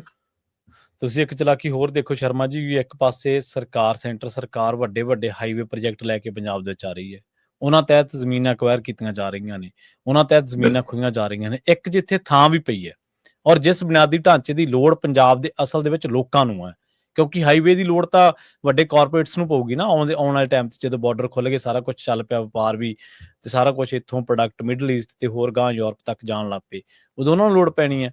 ਪਰ ਉਹਦਾ ਵਿਸਥਾਰ ਕੀਤਾ ਜਾ ਰਿਹਾ, ਉਹਦੇ ਲਈ ਪੰਜਾਬ ਪੁਲਿਸ ਤੋਂ ਡੰਡੇ ਪਾਏ ਜਾ ਰਹੇ, ਲੋਕਾਂ ਦੇ ਪੁੜੇ ਕਟਵਾਏ ਜਾ ਰਹੇ ਆ। ਇੱਕ ਜਿਹੜਾ ਲੋਕਾਂ ਦਾ ਬੇਸਿਕ ਢਾਂਚਾ ਜਿਹੜਾ ਉਹਨਾਂ ਨੂੰ ਚਾਹੀਦਾ ਆਉਣ ਜਾਣ ਵਾਸਤੇ, ਆਪਦੀ ਟਰਾਂਸਪੋਰਟੇਸ਼ਨ ਵਾਸਤੇ, ਉਹਨਾਂ ਤੋਂ ਖੋਇਆ ਜਾ ਰਿਹਾ। ਏਦੂ ਵੱਡੀ ਮਕਾਰੀ ਕੀ ਹੋਊਗੀ ਪੰਜਾਬ ਦੇ ਲੋਕਾਂ ਦੇ ਨਾਲ। ਅਗਲੀ ਗੱਲ ਕਰੀਏ, ਇਸ ਟਾਈਮ ਸੱਤਾ ਦਾ ਨਸ਼ਾ, ਸੱਤਾ ਦਾ ਗਰੂਰ ਜਿਹੜੇ ਲੋਕਾਂ ਦੇ ਉੱਤੇ ਸਿਰ ਚੜ ਕੇ ਬੋਲ ਰਿਹਾ, ਜਿਹੜੇ ਲੋਕ ਪੰਜਾਬ ਦੇ ਕਦੇ ਗੁਣ ਗਾਉਂਦੇ ਨਹੀਂ ਸੀ, ਥੱਕਦੇ, ਪੰਜਾਬੀਆਂ ਦੇ ਸੋਹਲੇ ਗਾਉਂਦੇ ਸੀ, ਅੱਜ ਕੱਲ੍ਹ ਉਹ ਪੰਜਾਬੀਆਂ ਨੂੰ ਦਾਅਵੇ ਮਾਰ ਰਹੇ ਨੇ। ਮਨੀਸ਼ ਸਿਸੋਦੀਆ ਕਹਿੰਦੇ ਇੱਕ ਸਮਾਗਮ ਦੇ ਵਿੱਚ ਬੋਲ ਰਹੇ ਸੀਗੇ, ਉਹ ਕਹਿੰਦੇ ਕਿ ਪੰਜਾਬੀਆਂ ਨੂੰ ਹੁਣ ਕੁੱਟ ਕੇ ਸਾਮ-ਦਾਮ ਦੰਡ ਭੇਦ ਦਾ ਜ਼ਿਕਰ ਵੀ ਕਰਦੇ ਨੇ, ਤੇ ਇਹ ਕਰਕੇ ਕਹਿੰਦੇ 2027 ਦੀਆਂ ਚੋਣਾਂ ਜਿਹੜੀ ਆ ਉਹ ਆਮ ਆਦਮੀ ਪਾਰਟੀ ਜਿੱਤੂਗੀ। ਵੀ ਸਵਾਲ ਵੱਡਾ ਇਹ ਹੁੰਦਾ ਵੀ ਅੱਜ ਤੱਕ ਪੰਜਾਬੀਆਂ ਨੂੰ ਕੁੱਟ ਕੇ ਰਾਜ ਕਰ ਸਕਿਆ ਕੋਈ ਸ਼ਰਮਾ ਜੀ?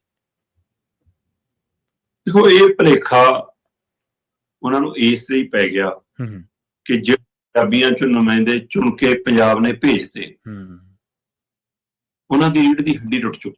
ਜੀ ਜੀ, ਸਹੀ ਹੈ।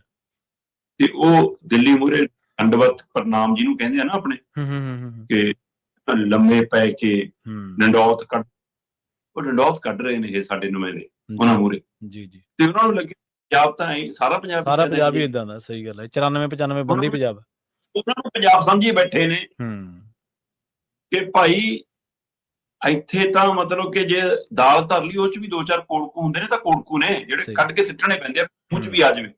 ਸਹੀ ਹੈ, ਇਹ ਤਾਂ ਉਹ ਕੋੜਕੂ ਨੇ।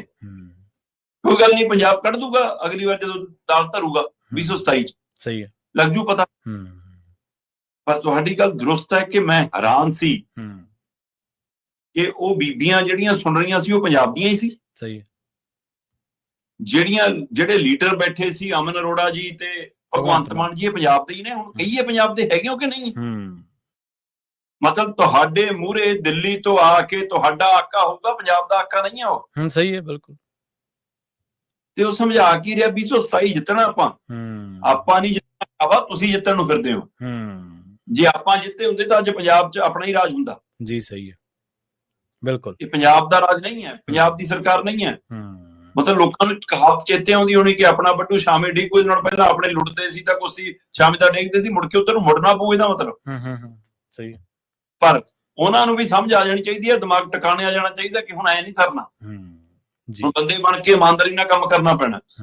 ਸੋ ਪਹਿਲੀਆਂ ਪਾਰਟੀਆਂ ਦੀਆਂ ਨਲਾਇਕੀਆਂ ਦਾ ਖਮਿਆਜ਼ਾ ਹੀ ਭੁਗਤ ਰਹੇ ਆ ਕਿ ਦਿੱਲੀ ਵਾਲੇ ਆ ਕੇ ਸਾਡੀਆਂ ਪੰਜਾਬ ਦੀਆਂ ਮਾਵਾਂ ਧੀਆਂ ਭੈਣਾਂ ਨੂੰ ਬਿਠਾ ਕੇ ਲੜਾਈ ਕਰਨਾ, ਝਗੜਾ ਕਰਨਾ, ਡੰਡੇ ਮਾਰਨਾ, ਸਿਰ ਪਾੜਨਾ, ਹੈਨਾ, ਇਸ ਤਰੀਕਾ ਕਰ ਸਿਖਾ ਰਹੇ ਨੇ। ਤੇ ਚੋਣ ਮੋਹਾਲੀ ਖੇਤਰ ਦੇ ਵਿੱਚ ਆਮ ਆਦਮੀ ਪਾਰਟੀ ਦੀ ਮਹਿਲਾ ਵਿੰਗ ਦਾ ਸਮਾਗਮ ਸੀ, ਟ੍ਰੇਨਿੰਗ ਕੈਂਪ ਸੀ ਕਿ 2027 ਦੀਆਂ ਚੋਣਾਂ ਲਈ ਘਰ ਘਰ ਜਾ ਕੇ ਕਿਵੇਂ ਪ੍ਰਚਾਰ ਕਰਨਾ ਸਰਕਾਰੀ ਯੋਜਨਾਵਾਂ ਦਾ, ਜੋ ਸਰਕਾਰ ਨੇ ਕੀਤਾ। ਠੀਕ ਹੈ, ਸਾਰੀਆਂ ਸਰਕਾਰਾਂ, ਸਾਰੀਆਂ ਪਾਰਟੀਆਂ ਕਰਦੀਆਂ, ਕਰੋ, ਉਹਨਾਂ ਨੂੰ ਆਪਣੇ ਕੰਮਾਂ ਦੇ ਦਮ ਦੇ ਉੱਤੇ ਸਮਝਾਓ। ਤੇ ਸਿਆਸਤ 'ਚ ਕਿਹਾ ਜਾਂਦਾ ਕਿ ਹਰ ਚਾਲ ਵਾਜਬ ਹੈ, ਪਰ ਉਹ ਚਾਲ ਕੋਈ ਮਰਿਆਦਾ ਤਾਂ ਹੁੰਦੀ ਹੈ ਨਾ ਉਸ ਚਾਲ ਦੀ ਵੀ। ਮਤਲਬ ਪੂਰੇ ਜੇ ਢਲਣ ਤੋਂ ਬਾਅਦ ਯੁੱਧ ਬੰਦ ਹੋ ਜਾਊਗਾ ਤਾਂ ਹੈਗਾ ਨਾ। ਜੀ ਸਹੀ ਹੈ। ਤੇ ਪਰ ਤੁਸੀਂ ਤਾਂ ਉਹ ਸ਼ਰਮ ਵੀ ਲਾਤੀ। ਜਨਤਕ ਤੌਰ ਤੇ ਜਦੋਂ ਕੈਮਰੇ ਲੱਗੇ ਨੇ, ਤੁਸੀਂ ਲਾਈਵ ਰਿਕਾਰਡ ਹੋ ਰਹੇ ਹੋ, ਸਾਰਾ ਕੁਛ ਹੈ, ਉੱਥੇ ਤੁਹਾਡੀ ਇਹ ਬਿਆਨੀਆਂ ਸਾਹਮਣੇ ਆਉਂਦਾ ਜਦੋਂ ਮਨੀਸ਼ ਸਿਸੋਦੀਆ ਸੰਬੋਧਨ ਕਰਦਿਆਂ ਕਹਿ ਰਹੇ ਨੇ ਸਾਮ ਦਾਮ ਦੰਡ ਵੇਦ, ਸੱਚ ਝੂਠ, ਕੁਐਸਚਨ ਆਨਸਰ ਤੇ ਲੜਾਈ ਝਗੜਾ, ਜੋ ਕਰਨਾ ਪਵੇ ਉਹ ਕਰਾਂਗੇ 2027 ਜਿੱਤਣ ਲਈ। ਇਹ ਸ਼ਬਦ ਨੇ, ਬਿਲਕੁਲ। ਸਾਮ ਦਾਮ ਦੰਡ ਵੇਦ, ਸੱਚ ਝੂਠ, ਕੁਐਸਚਨ ਆਨਸਰ ਤੇ ਲੜਾਈ ਝਗੜਾ, ਜੋ ਕਰਨਾ ਪਵੇ ਉਹ ਕਰਾਂਗੇ। ਇੱਥੋਂ ਅੰਦਾਜ਼ਾ ਲਾ ਲਓ ਫਿਰ ਕਿ ਉਹ ਕਿਸ ਤਰੀਕੇਕਾਰ ਨਾਲ ਪੰਜਾਬ ਨੂੰ ਜਿੱਤਣਾ ਚਾਹੁੰਦੇ ਨੇ, ਪੰਜਾਬ ਨੂੰ ਕੁੱਟਣਾ ਚਾਹੁੰਦੇ ਨੇ, ਪੰਜਾਬ ਨੂੰ ਲੜਾਉਣਾ ਚਾਹੁੰਦੇ ਨੇ, ਪੰਜਾਬ ਨੂੰ ਭਰਾਉਣਾ ਚਾਹੁੰਦੇ, ਜਾਗੋ ਪੰਜਾਬੀ ਹੋ ਜਾਗੋ। ਸਹੀ ਹੈ। ਤੇ ਨਾਲੇ ਜਿਹੜੀ ਦੂਜੀ ਗੱਲ ਹੈ ਕਿ ਦੇਖਦੇ ਆ ਚੋਣ ਕਮਿਸ਼ਨ ਇਹ ਤੇ ਕੀ ਕਾਰਵਾਈ ਕਰਦਾ, ਜਦੋਂ ਇੱਕ ਸ਼ਰੇਆਮ ਇੱਕ ਲੀਡਰ ਜਿਹੜਾ ਉਹ ਸਟੇਜ ਦੇ ਉੱਤੋਂ ਖੜ ਕੇ ਭਾਸ਼ਣ ਦੇ ਰਿਹਾ, ਨਾ ਸਿਰਫ ਉਹ ਕਹਿ ਰਿਹਾ ਕਿ ਅਸੀਂ ਇਸ ਤਰੀਕੇ ਨਾਲ ਜਿਤਨਾ ਸਗੋਂ ਲੋਕਾਂ ਨੂੰ ਭੜਕਾ ਰਿਹਾ, ਇਹ ਪਰਚਾ ਬਣਦਾ ਸ਼ਰਮਾ ਜੀ ਸਹੀ ਮਾਇਨੇ ਦੇ ਵਿੱਚ, ਲੋਕਾਂ ਨੂੰ ਭੜਕਾਉਣ ਦਾ, ਲੋਕਾਂ ਨੂੰ ਲੜਾਉਣ ਦਾ, ਆਪਸ ਵਿੱਚ ਦੀ ਸਿਰ ਪਵਾਉਣ ਦਾ ਪਰਚਾ। ਬਿਲਕੁਲ। ਤੇ ਆਪਾਂ ਆਪਣੇ ਸਰੋਤਾਂ ਨੂੰ ਵੀ ਸੁਣਾ ਦਈਏ ਸ਼ਰਮਾ ਜੀ, ਜਿਹੜਾ ਤੁਸੀਂ ਸਾਮ ਦਾਮ ਦੰਡ ਭੇਦ ਦਾ ਜ਼ਿਕਰ ਕੀਤਾ ਉਹ ਵੀ ਸੁਣਾ ਦਈਏ। ਤੁਸੀਂ ਸੁਣੋ ਜਿਹੜਾ ਮਨੀਸ਼ ਸਿਸੋਦੀਆ ਕੀ ਕਹਿੰਦੇ ਨੇ।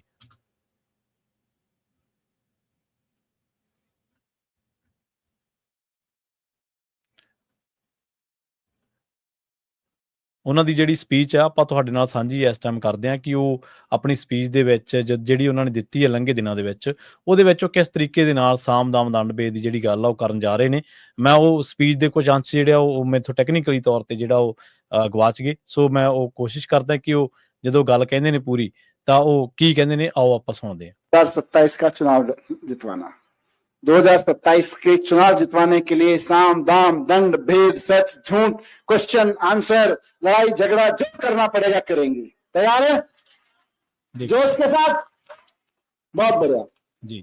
ਇਹ ਜਦੋਂ ਉਹ ਕਥਨ ਕਹਿ ਰਹੇ ਸੀ ਸ਼ਰਮਾ ਜੀ, ਉਦੋਂ ਜਿਵੇਂ ਤੁਸੀਂ ਬਿਆਨੀਆਂ ਕੀਤਾ ਹੀ ਹੈ, ਭਗਵੰਤ ਮਾਨ ਜਿਹੜੇ ਪੰਜਾਬ ਦੇ ਮੁੱਖ ਮੰਤਰੀ ਨੇ, ਜਿਹੜੇ ਆਪਣੇ ਆਪ ਨੂੰ 3 ਕਰੋੜ ਲੋਕਾਂ ਦੇ ਦੱਸਦੇ ਨੇ ਕਿ ਅਸੀਂ ਉਹਨਾਂ ਦੀ ਚੁਣੀ ਹੋਈ ਸਰਕਾਰ ਹੈ, ਉਹ ਮਸ਼ਕਣੀਆਂ ਹੱਸ ਰਹੇ ਨੇ, ਉਹ ਤਾੜੀਆਂ ਮਾਰ ਰਹੇ ਨੇ। ਜਿਹੜਾ ਪੰਜਾਬ ਦਾ ਪ੍ਰਧਾਨ ਹੈ, ਹਾਂਜੀ ਅਮਨ ਅਰੋੜਾ, ਉਹ ਚੁੱਪ ਕਰਕੇ ਉੱਥੇ ਡੋਨ ਵੱਟਾ ਬਣ ਕੇ ਬੈਠਾ। ਸੋ ਉਹਨਾਂ ਨੂੰ ਅਹਿਸਾਸ ਤਾਂ ਹੋ ਗਿਆ ਹੋਣਾ ਵੀ ਇਹ ਗੱਲ ਗਲਤ ਹੋ ਗਈ। ਸੋ ਇਹ ਜਿਹੜੇ ਲੋਕ ਨੇ, ਇਹਨਾਂ ਦੇ ਉੱਤੇ ਪਰਚਾ ਵੀ ਬਣਦਾ, ਇਹਨਾਂ ਤੇ ਕਾਰਵਾਈ ਵੀ ਬਣਦੀ ਆ, ਤੇ ਇਹਨਾਂ ਨੂੰ ਪੰਜਾਬੀ ਵੀ ਜਿਹੜੇ ਉਹ ਵੋਟਰ ਸਬਕ ਸਿਖਾਉਣਗੇ। ਇਹ ਨਾ ਸਿਰਫ ਇੱਕ ਬਿਆਨ ਆ, ਬਲਕਿ ਪੰਜਾਬ ਤੇ ਪੰਜਾਬੀਅਤ ਦੀ ਗੈਰਤ ਨੂੰ ਇੱਕ ਵੰਗਾਰ ਵੀ ਹੈ। ਤਾਰਨ ਜ਼ਿਮਨੀ ਚੋਣ ਦੀ ਗੱਲ ਕਰੀਏ ਜੀ, ਇਹਨੂੰ ਲੈ ਕੇ ਕਹਿੰਦੇ ਤਿਆਰੀਆਂ ਹੋ ਗਈਆਂ। ਬਿਲਕੁਲ ਜੀ। ਵੈਸੇ ਤਾਂ ਪੰਜਾਬ ਦੇ ਪਿੰਡਾਂ 'ਚ ਵੀ ਚੋਣ ਮਾਹੌਲ ਭਖਣਾ ਸ਼ੁਰੂ ਹੋ ਜਾਣਾ। 5 ਅਕਤੂਬਰ ਬਲਾਕ ਸੰਮਤੀ ਜ਼ਿਲ੍ਹਾ ਪਰਿਸ਼ਦ ਦੀ ਤਰੀਕ ਰੱਖ ਦਿੱਤੀ ਗਈ ਹੈ ਕਿ 5 ਅਕਤੂਬਰ ਨੂੰ ਚੋਣਾਂ ਹੋਣਗੀਆਂ ਜੀ। ਪਰ ਦੂਸਰੇ ਪਾਸੇ ਤਰਨਤਾਰਨ ਦੀ ਜ਼ਿਮਨੀ ਚੋਣ ਸਿਰ ਤੇ ਹੈ ਜੀ, ਤੇ ਅੰਦਾਜ਼ਾ ਉਹਦਾ ਵੀ ਹੈ ਕਿ ਉਹ ਬਿਹਾਰ ਦੀਆਂ ਆਮ ਚੋਣਾਂ ਜਿਹੜੀਆਂ ਵਿਧਾਨ ਸਭਾ ਚੋਣਾਂ ਹੋਣਗੀਆਂ ਉਹਦੇ ਨਾਲ ਹੀ ਹੋ ਜਾਣਗੀਆਂ। ਸੋ ਇਸ ਲਈ ਉੱਧਰ ਨੂੰ ਵੀ ਕੀਤਾ। ਸਭ ਤੋਂ ਪਹਿਲਾਂ ਸ਼੍ਰੋਮਣੀ ਅਕਾਲੀ ਦਲ ਨੇ ਉੱਥੋਂ ਆਪਣਾ ਉਮੀਦਵਾਰ ਐਲਾਨਿਆ, ਫਿਰ ਆਮ ਆਦਮੀ ਪਾਰਟੀ ਨੇ ਹਲਕਾ ਇੰਚਾਰਜ ਐਲਾਨ ਕੇ ਇੱਕ ਤਰ੍ਹਾਂ ਨਾਲ ਉਸ ਨੂੰ ਉਮੀਦਵਾਰ ਵਜੋਂ ਅੱਗੇ ਵਧਾਇਆ, ਤੇ ਹੁਣ ਲੰਘੇ ਜੇਪੀ ਨੇ ਵੀ ਆਪਣਾ ਉਮੀਦਵਾਰ ਦੇਤਾ। ਹੁਣ ਸਭ ਦੀਆਂ ਨਜ਼ਰਾਂ ਨੇ ਕਿ ਕਾਂਗਰਸ ਕਿਹਨੂੰ ਉਤਾਰਦੀ ਆ, ਜਾਂ ਅਕਾਲੀ ਦਲ ਬਿਰਸਾ ਪੰਜਾਬ ਦਾ, ਵਾਰਸ ਪੰਜਾਬ ਦੇ ਅੰਮ੍ਰਿਤਪਾਲ ਹੋਰਾਂ ਦੀ ਕਿਹਨੂੰ ਉਤਾਰਦੀ ਆ, ਤੇ ਨਵਾਂ ਅਕਾਲੀ ਦਲ ਇੱਥੇ ਕਿਵੇਂ ਆਉਂਦਾ, ਉਹਦੇ ਉੱਤੇ ਵੀ ਨਜ਼ਰ ਆ। ਦੇਖੋ, ਜਿੱਥੋਂ ਤੱਕ ਤਾਂ ਗੱਲ ਹੈਗੀ ਆ ਮੁਕਾਬਲੇ ਦੀ, ਉਹ ਤਾਂ ਕਿਸੇ ਨਾ ਕਿਸੇ 'ਚ ਹੋਣਾ ਹੀ ਹੋਣਾ। ਪਹਿਲੇ ਦੂਜੇ ਤੀਜੇ ਨੰਬਰ ਦਾ ਮੁਕਾਬਲਾ ਹੋਊਗਾ ਹੀ ਹੋਊਗਾ। ਪਰ ਜੇ ਵਾਰਸ ਪੰਜਾਬ ਦੇ ਨੇ ਜਿਵੇਂ ਚੋਣ ਲੜਨੀ ਹੋਆ, ਅਕਾਲੀ ਦਲ ਬਾਦਲ ਆ ਹੀ ਗਿਆ, ਹੋ ਸਕਦਾ ਅਕਾਲੀ ਦਲ ਅੰਮ੍ਰਿਤਸਰ ਵੀ ਮੈਦਾਨ 'ਚ ਆਵੇ, ਤੇ ਇੱਧਰ ਜੇ ਨਵਾਂ ਅਕਾਲੀ ਦਲ ਵੀ ਮੈਦਾਨ 'ਚ ਆ ਗਿਆ ਤਾਂ ਜਿੱਤ ਹਰ ਇੱਕ ਪਾਸੇ ਚਲੀ ਜਾਣੀ ਆ। ਅਕਾਲੀਆਂ ਕਿਹੜਾ ਪਹਿਲੇ ਨੰਬਰ ਤੇ, ਕਿਹੜਾ ਦੂਜੇ ਨੰਬਰ ਤੇ, ਅਕਾਲੀਆਂ ਦਾ ਆਪਣਾ ਵੱਖਰਾ ਮੁਕਾਬਲਾ ਸ਼ੁਰੂ ਹੋ ਜਾਣਾ। ਸਹੀ ਹੈ, ਬਿਲਕੁਲ। ਉਹਨਾਂ 'ਚ ਚਾਹੇ ਕੋਈ ਹਾਰੇ, ਪਰ ਆਪਸ ਦੇ ਵਿੱਚ ਕਿੱਥੇ ਕਿੱਥੇ ਕਿਹੜਾ ਕਿਹੜੇ ਰੈਂਕ ਤੇ ਰਿਹਾ, ਉਹ ਜ਼ਰੂਰ ਦੌੜ ਸ਼ੁਰੂ ਹੋ ਜਾਣੀ ਆ। ਸਭ ਦੀਆਂ ਨਜ਼ਰਾਂ ਉਹਦੇ ਗੱਲ ਤੇ ਜ਼ਰੂਰ ਟਿਕਣੀਆਂ ਨੇ। ਹੁਣ ਇਹਦੇ ਨਾਲ ਗੱਲ ਇਹ ਆ ਕਿ ਇਸ ਹਲਕੇ ਦੇ ਵਿੱਚ ਮੈਂਬਰ ਪਾਰਲੀਮੈਂਟ ਨੇ ਅੰਮ੍ਰਿਤਪਾਲ ਸਿੰਘ, ਲੋਕ ਸਭਾ ਹਲਕੇ, ਤੇ ਲੋਕ ਸਭਾ ਹਲਕੇ 'ਚ 9 ਵਿਧਾਨ ਸਭਾ ਹਲਕੇ ਆਉਂਦੇ, ਜਿਨ੍ਹਾਂ 'ਚ ਤਰਨਤਾਰਨ ਵਿਧਾਨ ਸਭਾ ਹਲਕਾ ਵੀ ਹੈ, ਤੇ ਤਰਨਤਾਰਨ ਵਿਧਾਨ ਸਭਾ ਹਲਕੇ ਤੋਂ ਵੀ ਵੱਡੇ ਮਾਰਜਨ ਅੰਮ੍ਰਿਤਪਾਲ ਸਿੰਘ ਜਿੱਤੇ ਸੀ। ਕੀ ਉਹ ਬਰਕਰਾਰ ਰੱਖ ਪਾਉਣਗੇ? ਉਹਨਾਂ ਦਾ ਉਮੀਦਵਾਰ ਕਿਹੜਾ ਹੋਊਗਾ? ਵੈਸੇ ਬੀਬੀ ਖਾਲੜਾ ਨੂੰ ਲਿਆਉਣ ਦੀ ਕੋਸ਼ਿਸ਼ਾਂ ਉਹਨਾਂ ਦੀਆਂ ਪਹਿਲਾਂ ਵੀ ਹੋਈਆਂ, ਫਿਰ ਉਹ ਮੱਠੀਆਂ ਪੈ ਗਈਆਂ ਸੀ, ਹੁਣ ਦੁਬਾਰਾ ਵੀ ਚਰਚਾ ਫਿਰ ਤੁਰੀ ਇੱਕ ਵਾਰ ਹੈ। ਉਹ ਕਿਹਨੂੰ ਲੈ ਕੇ ਆਉਂਦੇ ਨੇ, ਦੇਖਣ ਵਾਲੀ ਗੱਲ। ਸੋ ਇੱਕ ਤਾਂ ਉਹ ਸਭ ਦੀਆਂ ਨਜ਼ਰਾਂ ਉਹਦੇ ਤੇ ਰਹਿਣੀਆਂ। ਦੂਜਾ, ਇਹ ਪੰਥਕ ਦਾ, ਅਕਾਲੀ ਦਲ ਦਾ ਗੜ ਵੀ ਰਹੀ ਹੈ ਇਹ ਇਲਾਕਾ। ਇਸ ਸਮੇਂ ਅਕਾਲੀ ਦਲ ਆਪਣਾ ਚੰਗਾ ਦਬਦਬਾ ਰੱਖ ਸਕਿਆ। ਸੋ ਹੁਣ ਅਕਾਲੀ ਦਲ ਉੱਥੇ ਕਿਹੋ ਜਿਹੀ ਸਥਿਤੀ ਹੋਊਗਾ, ਬਾਦਲ ਵਾਲਾ ਜਾਂ ਨਵਾਂ ਅਕਾਲੀ ਦਲ? ਸੋ ਇਹ ਵੀ, ਤੇ ਅੰਮ੍ਰਿਤਪਾਲ ਉਹਨਾਂ ਦੀ ਤਿਰਤਾ ਚਲੋ ਉਸ ਨਾਤੇ ਪਗਲੇ ਕਰ ਰਹੇ ਕਿ ਉਹ ਇੱਥੋਂ ਪਹਿਲਾਂ ਜਿੱਤੀ ਆ, ਹੁਣ ਉਹ ਵਿਧਾਨ ਸਭਾ ਚੋਂ ਪ੍ਰਤੱਖ ਆਉਂਦੀ ਹੈ ਕਿ ਨਹੀਂ। ਫਿਰ ਕਾਂਗਰਸ ਵੀ ਆਪਣਾ ਪੈਰ ਧਰਾ ਲੱਭਦੀ ਫਿਰਦੀ ਆ, ਬੀਜੇਪੀ ਵੀ ਪੈਰ ਧਰਾ ਲੱਭਦੀ ਫਿਰਦੀ ਆ, ਹੈ ਨਾ। ਪਰ ਨਵਾਂ ਅਕਾਲੀ ਦਲ ਕੀ ਚੋਣ ਲੜੂਗਾ ਜਾਂ ਨਹੀਂ, ਅੱਜ ਤਾਂ ਸਵਾਲ ਇਹ ਆ ਜੀ, ਕਿਉਂਕਿ ਉਹਨਾਂ ਨੂੰ ਵੀ ਪਤਾ ਹੈ ਕਿ ਜੇ ਅਸੀਂ ਹੁਣੇ ਚੋਣ ਲੜਦੇ ਆ ਤਾਂ ਸਿੱਧਾ ਆਪਸੀ ਮੁਕਾਬਲੇ 'ਚ ਪੈਂਦੇ ਆ ਕਿ ਕੌਣ ਕਿੰਨਵੇਂ ਨੰਬਰ ਤੇ ਆ, ਕਿੰਨਵੇਂ ਤੇ ਨਹੀਂ। ਕਿਤੇ ਇੱਥੇ ਹੀ ਪੱਕ ਡਾਲੀਏ, ਇਸ ਲਈ ਕਿਉਂ ਨਾ ਆਪਾਂ 2027 ਦਾ ਬੜਾ ਟਾਰਗੇਟ ਰੱਖ ਕੇ ਚੱਲੀਏ, ਆਪਾਂ ਇਹਨਾਂ ਦੇ ਤਾਨੇ ਮਿਹਣੇ 'ਚ ਵੀ ਨਾ ਉਲਝੀਏ, ਆਪਾਂ ਆਪਣੇ ਕੰਮਾਂ ਤੇ ਫੋਕਸ ਕਰੀਏ। ਜੇ ਤਾਂ ਇਸ ਨੁਕਤੇ ਤੇ ਇਹ ਵੀ ਮੰਥਨ ਹੋ ਰਿਹਾ, ਫਿਰ ਵੱਖਰਾ। ਜੇ ਉਹ ਲੜਦੇ ਨੇ ਫਿਰ ਵੱਖਰੀ ਪਹਿਲੂ ਹੋਊਗੀ। ਪਰ ਤੁਸੀਂ ਸਿਆਸਤ ਦਾ ਹਾਲ ਦੇਖੋ ਕਿਹੋ ਜਿਹਾ ਕਿ ਅਜੇ 3 ਉਮੀਦਵਾਰ ਸਾਹਮਣੇ ਆਏ ਨੇ, ਸਭ ਤੋਂ ਪਹਿਲਾਂ ਬਾਦਲ ਧਿਰ ਨੇ ਬੀਬੀ ਨੂੰ ਇੱਕ ਨੂੰ ਉਮੀਦਵਾਰ ਲਾਣੇ, ਹਾਂਜੀ ਹਾਂਜੀ ਫਿਰ ਆਮ ਆਦਮੀ ਪਾਰਟੀ ਨੇ ਇੱਕ ਉਮੀਦਵਾਰ ਲਿਆਂਦਾ ਆਪਣਾ ਬਾਹਰੋਂ ਪੱਟ ਕੇ, ਉਹਨੂੰ ਹਲਕਾ ਇੰਚਾਰਜ ਬਣਾਤਾ, ਲਗਭਗ ਤੈਅ ਹੀ ਆ। ਜੇ ਉਹ ਤੋਂ ਭਾਰੀ ਕੋਈ ਨਾ ਹੋਇਆ ਫਿਰ ਤਾਂ ਉਹੀ ਆ, ਹੈ ਨਾ। ਤੇ ਦੂਜਾ ਫਿਰ ਹੁਣ ਕੱਲ ਬੀਜੇਪੀ ਨੇ ਐਲਾਨ ਤਾਂ ਜਿਹੜਾ ਉਹਨਾਂ ਦਾ ਜ਼ਿਲ੍ਹਾ ਪ੍ਰਧਾਨ ਵੀ ਰਿਹਾ, ਜਿਹੜਾ ਤਾਂ ਬੀਜੇਪੀ ਨੇ ਉਮੀਦਵਾਰ ਐਲਾਨਿਆ ਹਾਂਜੀ ਉਹ ਅਕਾਲੀ ਦਲ ਦੇ ਘਰੋਂ ਆਇਆ ਹੋਇਆ। ਠੀਕ ਹੈ ਜੀ। ਜਿਹੜਾ ਆਮ ਆਦਮੀ ਪਾਰਟੀ ਨੇ ਹਲਕਾ ਇੰਚਾਰਜ ਐਲਾਨਿਆ ਆਉਣ ਵਾਲੇ ਸਮੇਂ ਦਾ ਉਮੀਦਵਾਰ ਹੋਣਾ ਇਹਨਾਂ ਦਾ, ਉਹ ਅਕਾਲੀ ਦਲ ਦੇ ਹੋਇਆ। ਜਿਹੜਾ ਅਕਾਲੀ ਦਲ ਨੇ ਐਲਾਨਿਆ ਉਹ ਅਕਾਲੀ ਦਲ ਬਾਹਰੋਂ ਲੈ ਕੇ ਆਇਆ। ਅੱਛਾ, ਚਲੋ ਹਾਲ ਦੇਖ ਲਓ ਤੁਸੀਂ ਜੀ। ਅਜੇ ਬਾਕੀ ਜਿਹੜਾ ਕਿੱਥੋਂ ਆ ਗਿਆ ਉਮੀਦਵਾਰ ਬਣੂਗਾ ਜੇ ਉਹ ਦੇਖਦੇ। ਜੀ ਬੀਜੇਪੀ ਤਾਂ ਦੂਜਿਆਂ ਚੋਂ ਇੰਪੋਰਟ ਕਰ ਰਹੀ ਹੈ ਜੀ ਇਸ ਟਾਈਮ ਤਾਂ ਦੇਖਿਆ ਜਾਵੇ ਤਾਂ। ਪਹਿਲਾਂ ਉਹਨਾਂ ਕੋਲੇ ਕਾਂਗਰਸੀ ਬਹੁਤ ਆ, ਮਨਪ੍ਰੀਤ ਬਾਦਲ ਤੇ ਹੋਰ ਸਾਰੇ ਜਿੰਨੇ ਨੇ ਉਹ ਉਹਨਾਂ ਨੇ ਕਾਂਗਰਸੀ ਇੰਪੋਰਟ ਕੀਤੇ ਆ। ਅਗਲੀਆਂ ਚੋਣਾਂ ਦੇ ਵਿੱਚ ਵੀ ਇੰਪੋਰਟ ਐਕਸਪੋਰਟ ਕਾਫੀ ਚੱਲਣਾ, ਕਿਉਂਕਿ ਤੁਹਾਨੂੰ ਪਤਾ ਹੀ ਆ ਜਿਹੜੇ ਸਾਮਦਾਮ ਦੰਡ ਭੇਦ ਵਾਲੇ ਇਹਨਾਂ ਦੇ ਲੱਛਣ ਹੁਣ ਦਿਸ ਗਏ ਲੋਕਾਂ ਨੂੰ। ਹੁਣ ਲੋਕਾਂ ਨੇ ਛਾਲਾਂ ਮਾਰਨੀਆਂ ਇਹਨਾਂ ਦੇ ਵਿੱਚੋਂ, ਜਿਹਦਾ ਕੋਈ ਹਵਾ ਹੋਈ, ਜਿਹੜਾ ਹਾਵੀ ਹੋਇਆ ਉਧਰ ਨੂੰ ਜਾਣਾ ਹੈ ਇਹਨਾਂ ਲੀਡਰਾਂ ਨੇ। ਸੋ ਸ਼ਰਮਾ ਜੀ, ਇਹਨਾਂ ਖਾਸ ਖਬਰਾਂ ਤੇ ਖਾਸ ਜਾਣਕਾਰੀਆਂ ਦੇ ਲਈ ਤੁਹਾਡਾ ਬਹੁਤ ਬਹੁਤ ਧੰਨਵਾਦ ਜੀ। ਸਤਿ ਸ਼੍ਰੀ ਅਕਾਲ। ਸਤਿ ਸ਼੍ਰੀ ਅਕਾਲ। ਪ੍ਰੋਗਰਾਮ ਖਬਰ ਤੇ ਨਜ਼ਰ ਨੂੰ ਆਪਾਂ ਇੱਥੇ ਸਮਾਪਤ ਕਰਾਂਗੇ। ਤੁਹਾਡਾ ਸਾਰਿਆਂ ਦਾ ਬਹੁਤ ਧੰਨਵਾਦ। ਸਤਿ ਸ਼੍ਰੀ ਅਕਾਲ। ਜੁੜੇ ਰਹੋ ਪੰਜਾਬੀ ਰੇਡੀਓ USA ਦੇ ਨਾਲ।